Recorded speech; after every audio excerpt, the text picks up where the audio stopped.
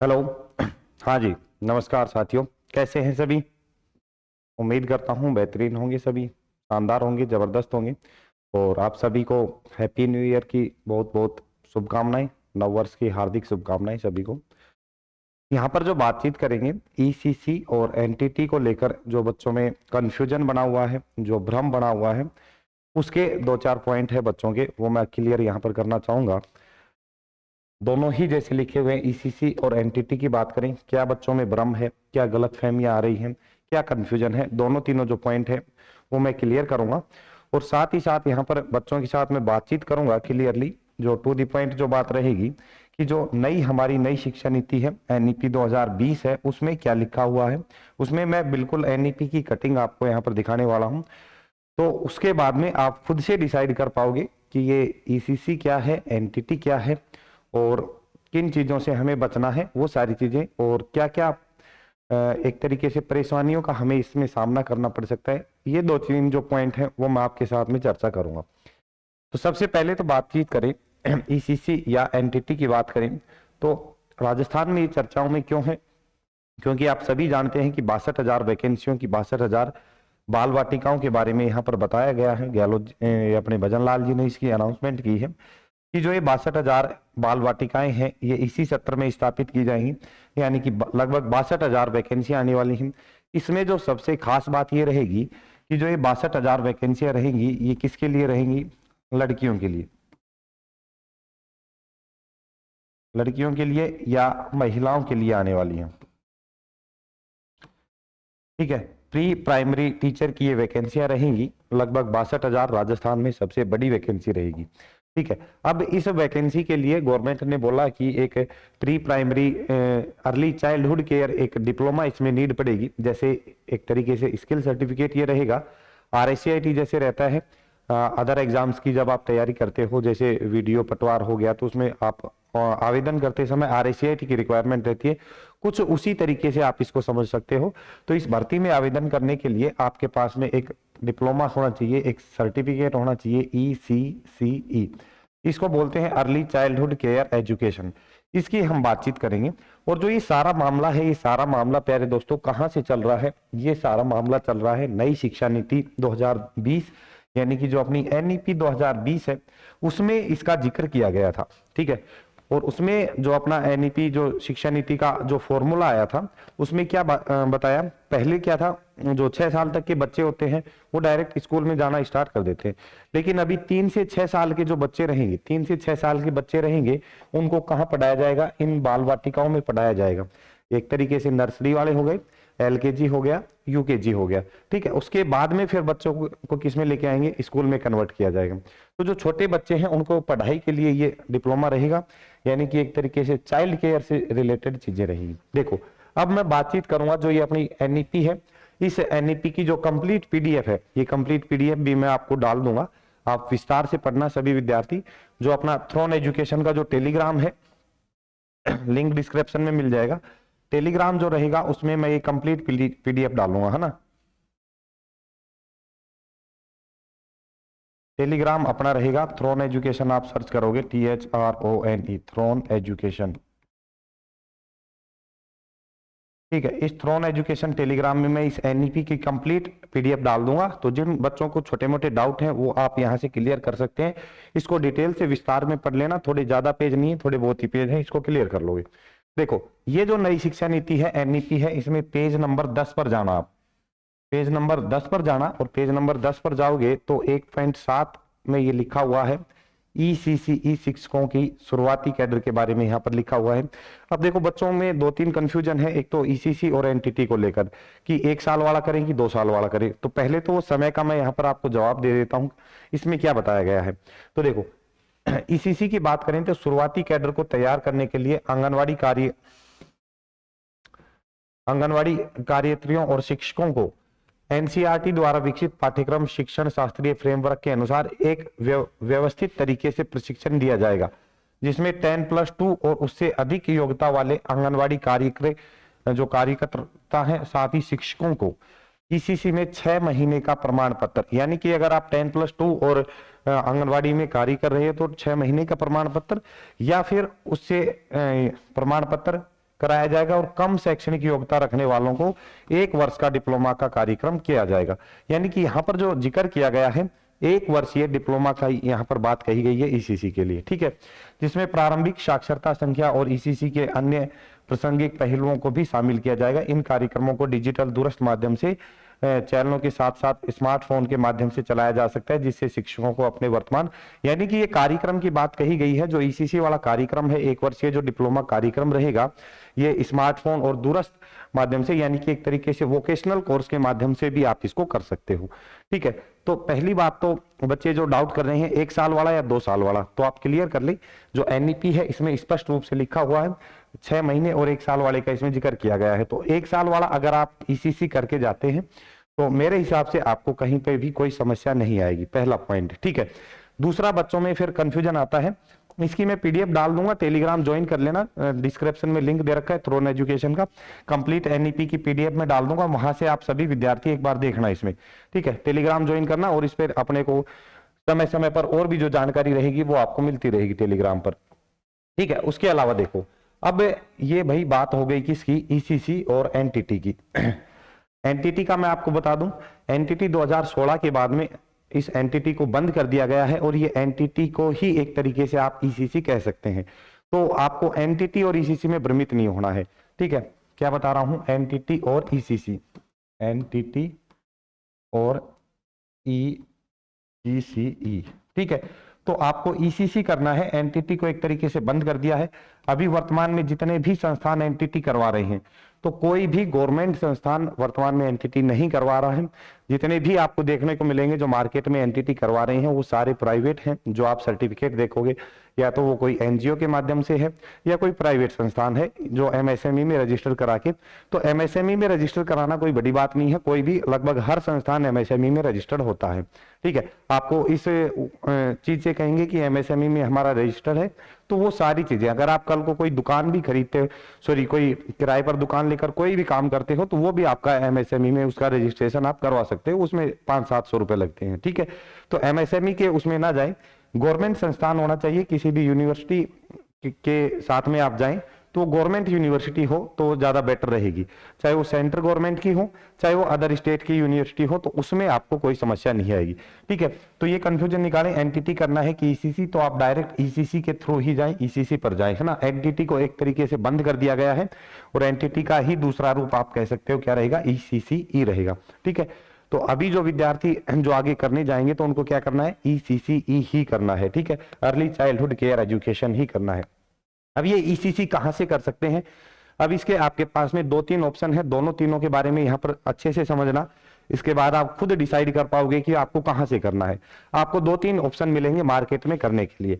एक तो कौन सा मिलेगा, इग्नू का आपको मिलता है, किसका मिलेगा, इग्नू का मिलेगा, Indira Gandhi national open university का मिलता है आपको। एक एनआईयूएस का आपको ऑप्शन मिलता है, एक क्या मिलेगा, एनआईयूएस का मिलेगा। और एक मार्केट में आपको कौन सा ऑप्शन मिलेगा, आईईडी यूपी का मिलेगा, institute of enterprises development UP, जो कि यूपी गवर्नमेंट से एफिलिएटेड जो क्या रहेगा, एक इंस्टीट्यूशन रहेगा, यूनिवर्सिटी रहेगा, ठीक है। ये 2-3 ऑप्शन आपको मिलेंगे कि जो ये ईसीसी वाला जो कोर्स है, ये कोर्स करने के आपको 2 से 3 ऑप्शन मिलेंगे, आप कहीं से भी कर सकते हैं, ये दोनों तीनों आपके वैलिड रहने वाले हैं, इसमें कोई दिक्कत नहीं आएगी। क्योंकि बातचीत करें तो आप किसी भी, देखो सबसे पहले मैं बात करूंगा, इग्नू से आप करते हो तो आपको क्या समस्याएं आ सकती हैं, आईडी यूपी से आप कर सकते हो तो क्या समस्याएं आपके साथ में आ सकती हैं, फिर आप अपने स्वविवेक से इसका निष्कर्ष निकालना कि आपको कहां से करना है। देखो इग्नू से अगर बातचीत करें तो इग्नू से आप जब करोगे तो इग्नू से आपको बेनिफिट ये हो जाएगा कि आपकी जो फीस है, ये फीस आपकी कम लगेगी। लगभग आप ये मान के चलो इसमें आपकी 4200 के आसपास आपकी ये कुछ फीस लगेगी, प्लस 1200 रुपए इसमें आपके कुछ 12 बाद में लगते हैं, है ना। तो आप ये मान के चलो 5-5500 लगभग 5-6 हजार रुपए के आसपास इसमें लगेगा, किसमें, इग्नू से जब आप करोगे। लेकिन इसमें आपको क्या क्या समस्याएं आएंगी, देखो इग्नू में आपको यहाँ पर असाइनमेंट सबमिट कराने होंगे। क्या कराओगे आप, असाइनमेंट आपको सबमिट करवाने होते हैं, कुछ वीडियो लेक्चर आपको इसमें शूट करके भेजने होते हैं। जब आप इसमें रजिस्ट्रेशन कर देते हो, रजिस्ट्रेशन के बाद में एग्जामिनेशन फॉर्म आपको अलग से इसमें भरना पड़ेगा, क्या भरोगे, एग्जामिनेशन फॉर्म आपको अलग से भरना पड़ेगा, फिर कुछ असाइनमेंट आपको यहाँ पर सबमिट करवाने पड़ेंगे। तो इसमें बच्चे की समस्या ये आती है, क्योंकि एक तो रेगुलर नहीं है, डिस्टेंस लर्निंग प्रोग्राम ये रहेगा, तो बच्चे को ये चीजें ही नहीं पता लगती कि ये जो असाइनमेंट है कब सबमिट करवाने हैं, वीडियो लेक्चर किस समय पर करवाने हैं, एग्जामिनेशन फॉर्म कब भरा जाएगा, हमारा एग्जाम कब लगेगा। तो एक डिस्टेंस लर्निंग में हो गया और इतने सारे इस पर एक्सपेक्टेड बच्चा काम नहीं कर पाता है, और कहीं ना कहीं बच्चा क्या कर देगा, गड़बड़ करता है। और दूसरा एक चीज और रहेगी इसमें, इसका रिजल्ट में भी काफी आपको डिले देखने को मिलता है, किसमें, इग्नू में, रिजल्ट में भी आपको काफी डिले देखने को मिलता है। तो ये कुछ समस्याएं आपको आ सकती हैं, आप इग्नू से कर सकते हो तो ठीक है। अब आईडी यूपी का क्या रहेगा, आईडी यूपी से आप करते हो तो बच्चों के सामने क्या दो तीन कंफ्यूजन निकल के आते हैं, सर यूपी से अगर हम कर रहे हैं तो क्या राजस्थान में वैलिड रहेगा। तो देखो, सेम कैटेगरी का अगर कोई डिप्लोमा या सर्टिफिकेट कोर्स अगर आप करते हो तो आप किसी भी स्टेट से करो, सेम कैटेगरी का हो और गवर्नमेंट अप्रूव्ड अगर वो है तो वो किसी भी उसमें वैकेंसी में आपका चलेगा, ठीक है। बात ये होनी चाहिए कि वो सही होना चाहिए, एक्चुअल डिप्लोमा आपका सही प्रोसेस से होना चाहिए, ठीक है। तो अदर का स्टेट का है तो उसमें आपको कोई दिक्कत नहीं आएगी, इसमें आप कर सकते हो। अब इसमें क्या रहेगा, इसमें जो प्रोसेस आपकी रहती है, इसमें डायरेक्ट प्रोसेस ये रहेगी कि जो अपना RSCIT का जिस तरीके से रहता है, जिस तरीके से अपना RSCIT का रहता है, कुछ वही प्रोसेस है। इसमें आपको सीधा बेनिफिट ये मिल जाएगा, डायरेक्ट आपको फॉर्म लगाने के बाद में आपको एक असाइनमेंट यानी कि प्रैक्टिकल फाइल बनानी होती है, और एक आपको इसमें क्या रहेगा, एक ही दिन में आपका इसमें क्या लग जाएगा, एग्जाम लग जाता है, ऑनलाइन इसमें एग्जाम आपका लग जाएगा, ठीक है। इसमें आपको सीधा सा ये प्रोसेस मिलेगा। डायरेक्ट इधर बात करोगे तो बहुत सारे बच्चे इसमें फेल भी हो जाते हैं। फेल इसलिए हो जाते हैं, ना तो कभी उसका असाइनमेंट सबमिट नहीं होता, तो कभी उसका वीडियो लेक्चर उसके सबमिट नहीं होते, तो कभी वो समय पर एग्जाम नहीं दे पाता। ये समस्याएं इग्नू के बच्चों के सामने आपको देखने को मिलेगी, या जो विद्यार्थी इग्नू में कर रहे हैं वो इसको जानते होंगे, उन्होंने भली बात ही इसको एक तरीके से देख लिया होगा, परख लिया होगा, ठीक है। चलो, तो ये चीजें आपको समझ में आई। अब आपके पास में ऑप्शन है, आप कहां से कर सकते हो, ठीक है। या तो इग्नू आप चूज कर सकते हो या आईडी यूपी कर सकते हो। मैं यही कहूंगा, जो सजेस्ट करूंगा, आप आईडी यूपी से कीजिए, ये सबसे ज्यादा बेस्ट रहेगा, ठीक है। तो यहां तक चीजें समझ में आई। एनटीटी ईसीसी में कंफ्यूजन दूर हो गया। आपको क्या करना है, ईसीसी वाला कोर्स करना है। एनटीटी वाले जितने भी मार्केट में चल रहे हैं वो एक तरीके से प्राइवेट संस्थान के या किसी एनजीओ के माध्यम से रजिस्टर्ड हैं, किसी भी गवर्नमेंट उसके अप्रूवल से आपको वो नहीं मिलने वाले। तो एनटीटी को आप स्किप करें, ईसीसी पर ही करें। दूसरा, फिर बच्चों के लड़कों के सवाल आते हैं कि सर लड़के भी कर सकते हैं क्या, और जो वैकेंसी रहेगी वो लड़कियों के लिए रहेगी कि लड़कों के लिए रहेगी। तो डेफिनेटली जो वैकेंसी आएगी वो 99% जो आने वाली है लड़कियों के लिए रहेगी, लड़कों के लिए वैकेंसी नहीं रहेगी, क्योंकि अर्ली चाइल्डहुड केयर से चीजें हैं, छोटे बच्चों की देखभाल, पालन पोषण से संबंधित चीजें उसमें रहेंगी, तो उसमें डेफिनेटली महिलाओं के लिए ही स्कोप रहने वाला है, ठीक है। तो ये आप मान के चलें। और महिलाओं के लिए, लड़कियों के लिए सबसे बेस्ट ऑप्शन रहेगा, कभी इतनी बड़ी वैकेंसियां 62,000 के आसपास पद आपको फिर कभी भविष्य में देखने को नहीं मिलेंगे। अगर इतनी बड़ी वैकेंसी आती है तो आप ये मान के चलो कि आपके लिए बहुत ही शानदार और सुनहरा अवसर, एक सुनहरी अपॉर्चुनिटी रहेगी सभी महिलाओं के लिए, सभी बहनों के लिए, ठीक है। तो इस पर आपको बिल्कुल एक तरीके से डेडिकेट होकर इस पर अपने को इसमें काम करना है, ठीक है। चलो देखो, फिर इन सवालों के जवाब मैंने दे ही दिए। अब मैं एक बार समराइज कर देता हूं आप सभी विद्यार्थियों को क्या करना है। एनटीटी, डीईसी या ईसीसी की बात करें तो ईसीसी और डीईसी एक ही चीज है। आप इग्नू से करोगे तो इसको डीईसी बोल देंगे, ईसीसी बोल देंगे, ठीक है। और इसी एनटीटी को ही अब क्या कर दिया, ईसीसी फॉर्मेट में लेके आ गए। तो आप एनटीटी को तो स्किप ही कर दो, या तो आप इसको कर सकते हो या इसको कर सकते हो। मैं क्या कहूंगा, आप ईसीसी कर लीजिए, ये सबसे ज्यादा बेस्ट रहेगा। शिक्षा नीति में इसका एक तरीके से कंप्लीट इसका जानकारी दे रखी है। जो एनईपी है, शिक्षा नीति की जो पीडीएफ है, मैं अपनी टेलीग्राम में डाल दूंगा, वहां पे आप जाके इसको कंप्लीट शिक्षा नीति को पढ़ लेना, कोई दिक्कत नहीं आएगी। कहां से करें, तो ये आईडी यूपी से अगर आपको करना है तो आप हमारे साथ मिलकर इसको कर सकते हैं। जो मैंने बताया IED यूपी वाला जो है आप हमारे साथ मिलकर कर सकते हैं। इग्नू का जो है IG इग्नू वाला जो है आप डायरेक्ट पोर्टल पर जाकर भी वहां पर आप कर सकते हैं।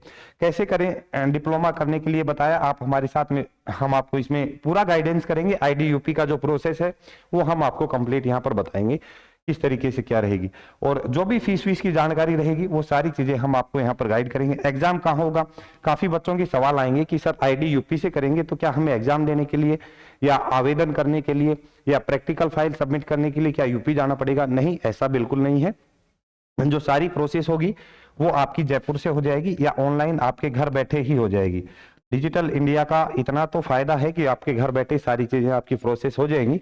तो एग्जाम आपका जयपुर में लगेगा, बाकी आप फॉर्म जो है अपने घर से आप लगा सकते हो।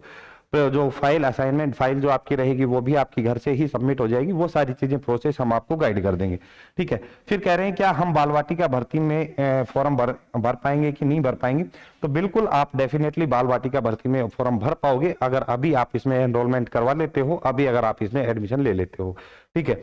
और बाल वाटिका भर्ती के लिए तैयारी की बात करें तो जैसे ही वैकेंसी आएगी अपने थ्रोन एजुकेशन एप्लीकेशन पर आपको जबरदस्त शानदार तैयारी आप सभी विद्यार्थियों को हम करवाने वाले हैं। उसके लिए आप बिल्कुल निश्चिंत रहें, नो टेंशन रहें, ठीक है।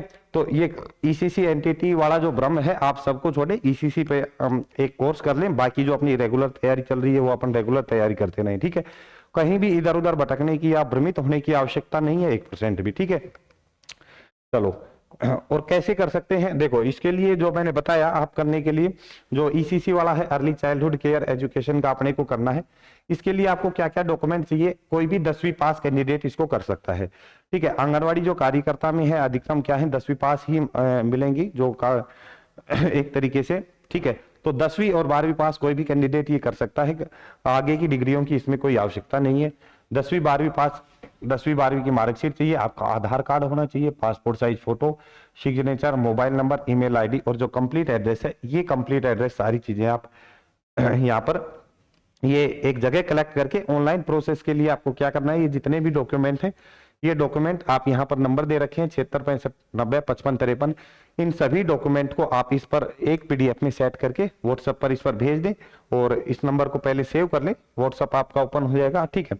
और कोई भी जानकारी से संबंधित अगर चाहिए तो 76 65 90 जो सेम नंबर ये लिख रखे हैं 65 90 55 53, ठीक है, इस पर आप संपर्क कर सकते हैं। कोई भी अगर आपको इससे संबंधित और कोई डाउट होता है तो आप कमेंट करके, हो सकता है आपके कॉल इस पर करें, आप कॉल करें, कॉल ना उठा पाए तो आप इस पर व्हाट्सएप करके छोड़ दें कि कॉल बैक का रिक्वेस्ट आप डाल सकते हैं। जैसे ही समय मिलेगा मैं आपको कॉल बैक करूंगा और जो भी आपके अगर पर्सनल डाउट हैं वो आप बिल्कुल क्लियर कर सकते हैं।